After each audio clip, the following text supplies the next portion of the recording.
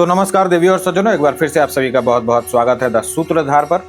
The सूत्रधार पर गबन उपन्यास की श्रृंखला को आगे बढ़ाते हुए हम लोग पहुंच चुके हैं भाग 15 तक। इसके पहले कि भाग 15 शुरू करें, आपको हमेशा की तरह रिकैप करवा दें कि भाग 14 में आपने क्या सुना।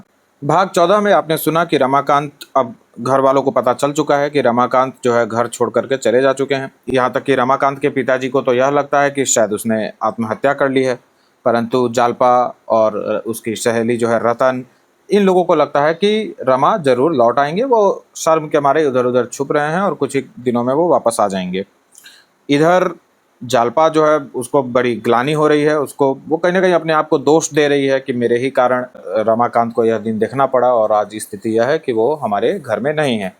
तो इस ग्लानि में जालपा क्या करती है कि जो जितने भी उसके पास श्रृंगार के सामान होते हैं, गहने होते हैं, वो एक एक करके उनको मतलब हटाने लगती हैं। जैसा कि आपने सुना कि पहले ही उसने सबसे पहले अपना चंद्रहार बेचा था, उसके बाद रतन के हाथों वह अपना कंगन बेच देती है। हालांकि रतन उस समय कंगन लेकर के नहीं जाती, पर वह बाद में और भी रुपए दे करके उसको ले जाने का वादा करती है। दूसरी तरफ और भी जो भी ब्यूटी प्रोडक्ट्स उसने एक एक करके इकट्ठा कर रखे थे, उन सभी को एक बैग में कसती है और ले जा करके गंगा जी में प्रवाहित कर देती है और कहती है कि भाई ये सारे के सारे जो ये सामान थे, चीज़ें थी, वो तो जो है वो ब्लैक मनी से ही कमाया गया था, वो मेहनत की कमाई नहीं थी। इसलिए वह क्या करती है, उन सभी चीज़ों को ले जा करके गंगा जी में बहा देती है और यह प्रतिज्ञा करती है कि रमाकांत जैसे ही वापस लौटेंगे उसके बाद वो लोग बहुत ही सादा जीवन जिएंगे और कम में ही गुजारा करेंगे, मेहनत की ही कमाई से वो लोग जो भी हो सकेगा वो करेंगे। तो अब आगे देखते हैं कि वहाँ कलकत्ते में रमानाथ की क्या स्थिति है। भाग 15 में रमानाथ को कलकत्ता आए 2 महीने के ऊपर हो गए हैं। वह अभी तक देवी दीन के घर पड़ा हुआ है। उसे हमेशा यह धुन सवार होती है कि रुपए कहाँ से आवे। तरह तरह के मंसूबे बांधता है, भांति भांति की कल्पनाएं करता है, पर घर से बाहर नहीं निकलता। हाँ, जब खूब अंधेरा हो जाता है तो वह एक बार मोहल्ले के वाचनालय में जरूर जाता है। अपने नगर और प्रांत के समाचारों के लिए उसका मन सदैव उत्सुक रहता है। उसने वह नोटिस भी देखी जो दयानाथ ने पत्रों में छपवाई थी, पर उस पर विश्वास न आया। कौन जाने पुलिस ने उसे गिरफ्तार करने के लिए माया रची हो। रुपए भला किसने चुकाए होंगे? असंभव। एक दिन उसी पत्र में रमानाथ को जालपा का एक खत छपा मिला। जालपा ने आग्रह और याचना से भरे हुए शब्दों में उसे घर लौटाने की प्रेरणा की थी। उसने लिखा था, तुम्हारे जिम्मे किसी का कुछ बाकी नहीं है, कोई तुमसे कुछ न कहेगा। रमा का मन चंचल हो उठा, लेकिन तुरंत ही उसे ख्याल आया, यह भी पुलिस की शरारत हो सकती है। जालपा ने यह पत्र लिखा, इसका क्या प्रमाण है? अगर यह भी मान लिया जाए कि रुपए घर वालों ने अदा कर दिए होंगे, तो क्या इस दशा में भी वह घर जा सकता है? शहर भर में उसकी बदनामी हो ही गई होगी, पुलिस में इत्तला की ही जा चुकी होगी। उसने निश्चय किया कि मैं नहीं जाऊंगा, जब तक कम से कम 5,000 रुपए हाथ में न हो जाएंगे, घर जाने का नाम न लूंगा। और रुपए नहीं दिए गए, पुलिस मेरी खोज में है, तो कभी घर न जाऊंगा, कभी नहीं। देवी दिन के घर में 2 कोठरियां थी और सामने एक बारामदा था। बारामदे में दुकान थी।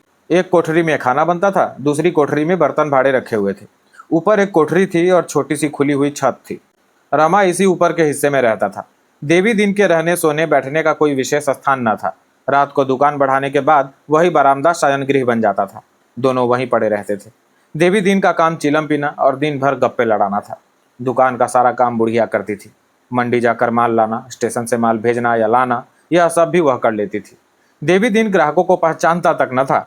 थोड़ी सी हिंदी जानता था। बैठा बैठा रामायण, तोता मैना, रामलीला या माता मरियम की कहानी पढ़ा करता। जब से रमा आ गया है, बूढ़े को अंग्रेजी पढ़ने का शौक हो गया है। सवेरे ही प्राइम लाकर बैठ जाता है और 9-10 बजे तक अक्षर पढ़ता रहता है। बीच बीच में लतीफे भी हो जाते हैं, जिनका देवी दिन के पास अखंड भंडार है। मगर जग्गो को रमा का आसन जमाना अच्छा नहीं लगता। वह उसे अपना मुनीम तो बनाए हुए है, हिसाब किताब भी उसी से लिखवाती है, पर इतने से काम के लिए वह एक आदमी रखना व्यर्थ समझती है। यह काम तो वह ग्राहकों से यूं ही करा लेती थी। उसे रमा का रहना खलता था, पर रमा इतना विनम्र, इतना सेवा तत्पर, इतना धर्मनिष्ठ है कि वह स्पष्ट रूप से कोई आपत्ति नहीं कर सकती। हाँ, दूसरों पर रखकर श्लेष रूप से उसे सुना सुना कर दिल का गुबार जरूर निकालती रहती है। रमा ने अपने को ब्राह्मण कह रखा है और उसी धर्म का पालन करता है। ब्राह्मण और धर्मनिष्ठ बनकर वह दोनों प्राणियों का श्रद्धा पात्र बन सकता है। बुढ़िया के भाव और व्यवहार को वह खूब समझता है, पर करे क्या? बेहयाई करने पर मजबूर है। परिस्थिति ने उसके आत्मसम्मान का अपहरण कर डाला है। एक दिन रमानाथ वाचनालय में बैठा हुआ पत्र पढ़ रहा था कि एकाएक उसे रतन दिखाई पड़ गई।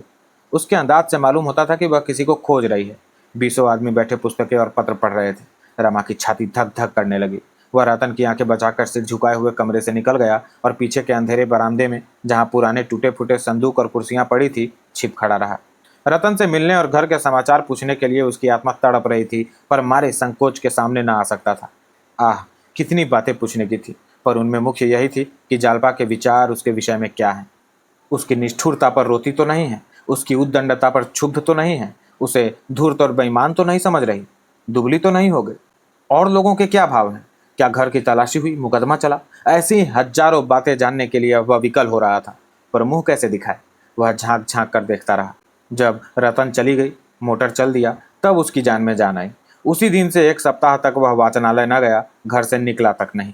कभी कभी पड़े पड़े रमा का जी ऐसा घबराता कि पुलिस में जाकर सारी कथा कह सुनाए। जो कुछ होना होगा हो जाए। 1-2 साल की कैद इस आजीवन कारावास से तो अच्छी ही। फिर वह नए सिरे से जीवन संग्राम में प्रवेश करेगा, हाथ पांव बचा कर काम करेगा, अपनी चादर के बाहर जौ भर भी पांव न फैलाएगा। लेकिन एक ही क्षण में हिम्मत टूट जाती। इस प्रकार 2 महीने और बीत गए। पूस का महीना आया। रमा के पास जाड़ों का कोई कपड़ा न था। घर से तो वह कोई चीज लाया ही न था। यहाँ भी कोई चीज बनवा न सका था। अब तक तो उसने धोती ओढ़कर किसी तरह रातें काटी, पर पूस के कड़कड़ाते जाड़े लिहाफ या कंबल के बगैर कैसे कटते। बेचारा रात भर गठरी बना पड़ा रहता। जब बहुत सर्दी लगती तो बिछावन ओढ़ लेता। देवी दिन ने उसे एक पुरानी दरी बिछाने को दे दी थी। उसके घर में शायद यही सबसे अच्छा बिछावन था। इस श्रेणी के लोग चाहे 10,000 के गहने पहन ले, शादी विवाह में 10,000 खर्च कर दें, पर बिछावन गुदड़ी का ही रखेंगे। इस सड़ी हुई दरी से जाड़ भला क्या जाती, पर कुछ न होने से अच्छा ही था। रमा संकोचवश देवी दिन से कुछ कह न सकता था, और देवी दिन भी शायद इतना खर्च न उठाना चाहता था, या संभव है इधर उसकी निगाह ही न जाती हो। जब दिन ढलने लगता तो रमा रात के कष्ट की कल्पना से भयभीत हो उठता था, मानो काली बला दौड़ती चली आती हो। रात को बार बार खिड़की खोलकर देखता कि सवेरा होने में कितनी कसर है। एक दिन शाम को वह वाचनालय जा रहा था कि उसने देखा एक बड़ी कोठी के सामने हजारों कंगले जमा हैं। उसने सोचा, यह क्या बात है, क्यों इतने आदमी जमा हैं? भीड़ के अंदर घुसकर देखा तो मालूम हुआ सेठ जी कंबलों का दान कर रहे हैं। कंबल बहुत घटिया थे, पतले और हल्के, पर जनता एक पर एक टूटी पड़ती थी। रमा के मन में आया, एक कंबल ले लूं। यहाँ कौन मुझे जानता है? अगर कोई जान भी जाए तो क्या हर्ज? गरीब ब्राह्मण अगर दान का अधिकारी नहीं तो और कौन है? लेकिन एक ही क्षण में उसका आत्मसम्मान जाग उठा। वह कुछ देर वहां खड़ा ताकता रहा, फिर आगे बढ़ गया। उसके माथे पर तिलक देखकर मुनीम जी ने समझ लिया, यह ब्राह्मण है। इतने सारे कंगलों में ब्राह्मणों की संख्या बहुत कम थी। ब्राह्मणों को दान देने का पुण्य कुछ और ही है। मुनीम मन में प्रसन्न था कि एक ब्राह्मण देवता दिखाई तो दिए। इसलिए जब उसने रमा को जाते देखा तो बोला, पंडित जी कहाँ चले? कंबल तो लेते जाइए। रमा मारे संकोच के गड़ गया। उसके मुंह से केवल इतना ही निकला, मुझे इच्छा नहीं है। यह कहकर वह फिर बढ़ा। मुनीम जी ने समझा, शायद कंबल घटिया देखकर देवता जी चले जा रहे हैं। ऐसे आत्मसम्मान वाले देवता उसे अपने जीवन में शायद ही कभी मिले हो। कोई दूसरा ब्राह्मण होता तो 2-4 चिकनी चुपड़ी बातें करता और अच्छे कंबल मांगता। यह देवता बिना कुछ कहे निर्व्याज भाव से चले जा रहे हैं, तो अवश्य कोई त्यागी जीव है। उसने लपक कर रमा का हाथ पकड़ लिया और बोला, आओ तो महाराज, आपके लिए चोखा कंबल रखा है, यह तो कंगलों के लिए है। रमा ने देखा कि बिना मांगे एक चीज मिल रही है, जबरदस्ती गले लगाई जा रही है, तो वह 2 बार और नहीं नहीं कहकर मुनीम के साथ अंदर चला गया। मुनीम ने उसे कोठी में ले जाकर तख्त पर बैठाया और एक अच्छा सा दबीज कंबल भेंट किया। रमा की संतोष वृत्ति का उस पर इतना प्रभाव पड़ा कि उसने 5 रुपए दक्षिणा भी देना चाहा, किंतु रमा ने उसे लेने से साफ इनकार कर दिया। जन्म जन्मांतर की संचित मर्यादा कंबल लेकर ही आहत हो उठी थी। दक्षिणा के लिए हाथ फैलाना उसके लिए असंभव हो गया। मुनीम ने चकित होकर कहा, आप यह भेंट न स्वीकार करेंगे तो सेठ जी को बड़ा दुख होगा। रमा ने विरक्त होकर कहा, आपके आग्रह से मैंने कंबल ले लिया, पर दक्षिणा नहीं ले सकता।